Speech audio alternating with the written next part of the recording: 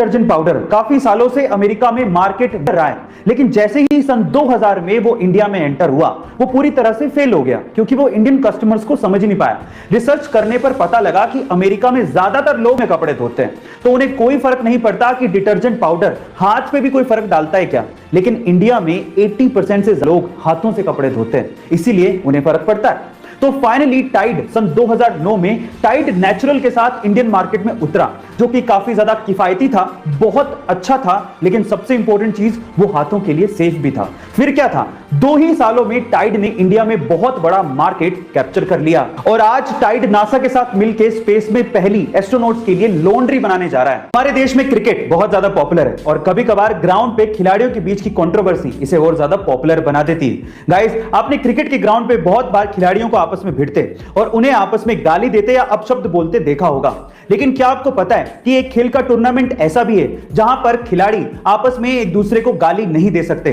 अगर कोई खिलाड़ी गाली देते पकड़ा गया तो उस पर 14 लाख रुपए तक का जुर्माना हो सकता है। गाइस, उस खेल के टूर्नामेंट का नाम है विंबलडन टेनिस टूर्नामेंट। अब मजे की बात यह है कि विंबलडन को खेलने के लिए अलग अलग देशों से अलग अलग भाषाओं के खिलाड़ी आते हैं। इसी वजह से विंबलडन के अंपायर को अलग अलग भाषाओं में गालियां सीखनी पड़ती, जिससे वो किसी भी खिलाड़ी को गाली देते पकड़ सके और उस पर जुर्माना लगा सके। गाइस, क्या इसके पहले तक ये इंटरेस्टिंग फैक्ट आपको पता था? फलों का राजा कहा जाता है और सीजन आने पर हर कोई इसके स्वाद का मजा लेना चाहता है, लेकिन जिसे शुगर या डायबिटीज है वो चाहकर भी इसके स्वाद का मजा नहीं ले पाते। उन्हें अपना मन मारना पड़ता है क्योंकि उन्हें अपनी बॉडी का शुगर लेवल मेंटेन करना पड़ता है। लेकिन शायद अब शुगर के मरीजों को इस बात की चिंता ना करनी पड़े क्योंकि हमारे पड़ोसी देश पाकिस्तान के कुछ एक्सपर्ट्स ने scientifically modified sugar free mango बना लिए। जी हां गाइस, आप ठीक सुन रहे हैं, शुगर फ्री मैंगो मार्केट में आने वाले हैं जो कि सोनारो, ग्लेन और कैट के नाम से मिलेंगे, जिसमें 4 से 6% ही शुगर का कंटेंट होगा। तो अब शायद शुगर के मरीज आम का मजा ले पाए। बात है सन 1974 की, जब फेडेक्स कुरियर कंपनी पूरी तरह से बैंकरप्ट होने वाली थी, कंपनी बंद होने वाली थी, लास्ट के $5000 ही बचे थे।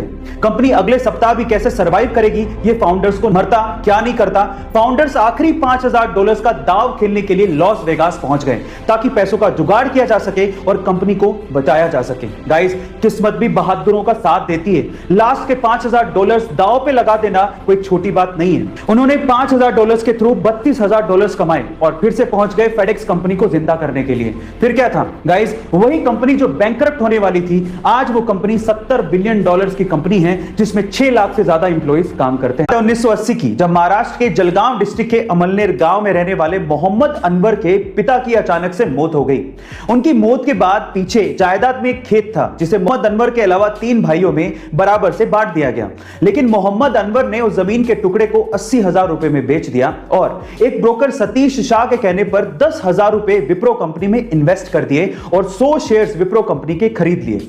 1980 में किया गया यह इन्वेस्टमेंट आज 40 साल बाद 1500 करोड़ रुपए में बदल चुका है, जिसमें से 200 करोड़ रुपए तो सिर्फ डिविडेंड के तौर पे मोहम्मद अनवर को मिले हैं। गाइस, ये है पावर इन्वेस्टमेंट की। तो आप किस चीज का इंतजार कर रहे हैं? इन्वेस्टमेंट करिए, डीमैट अकाउंट खुलवाइए।